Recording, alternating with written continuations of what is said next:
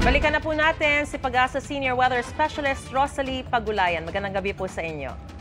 Magandang gabi po, Miss Marie. Alright, una po sa lahat, kumpara kahapon, masasabi po ba nating mas kaunti ang ibinuhos na ulan ngayong araw kahit na parang ang dami-dami rin naman? Opo. So, base po dito sa mga datos na hawak po namin, medyo mas bumaba po yung mga pag-ulan kung titignan po natin.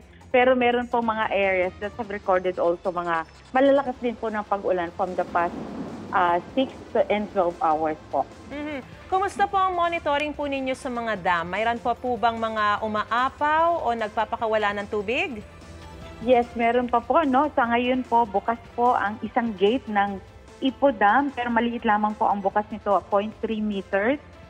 Ipo Dam, at nasa 100.22 po yung kanyang elevation as of 10 p.m. Yung pong La Mesa Dam, nasa 80.14. Ang kanya pong overflow elevation ay 80.15. So halos nandun naglalaro na po doon sa medyo umaapaw ng konti, pero patuloy po kasi yung pag-ulan within the watershed of La Mesa Dam. And ito rin po, meron din po tayong isang minomonitor na bago pong tayo na dam. Ito po yung Upper Wawa Dam, na sa ngayon po ay nasa halos na doon din po siya sa kanyang overflow elevation na 135. Ang current elevation niya at 10 p.m. po ay 135.09 meters. At kumpara po sa bagyong Krising, gaano po kalakas ba itong bagyong Dante para hatakin ng habagat? At hihina na po ba o mas lalakas pa ang mga pag-ulan? So ina-expect po natin na talagang hahatakin niya po ito pong habagat. So meron pa rin po tayong mga forecast rainfall. Kung titignan po natin yung forecast rainfall ng Pag-asa po, so meron pa po tayong for now, meron pa po tayong more than 200 millimeters na inaasahan natin simula ngayon hanggang tomorrow po dito po sa western section ng ating bansa.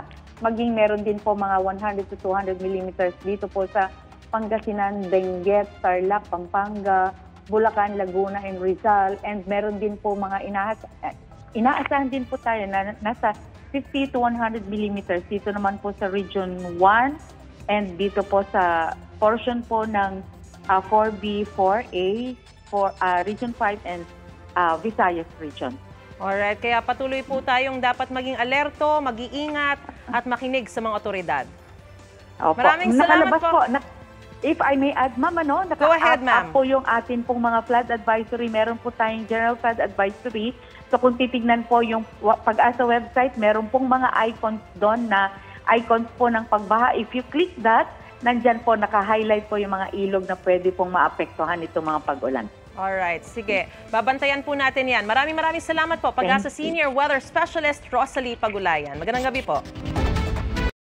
Mga kapuso, maging una sa saksi. Mag-subscribe sa GMA Integrated News sa YouTube para sa iba't ibang balita.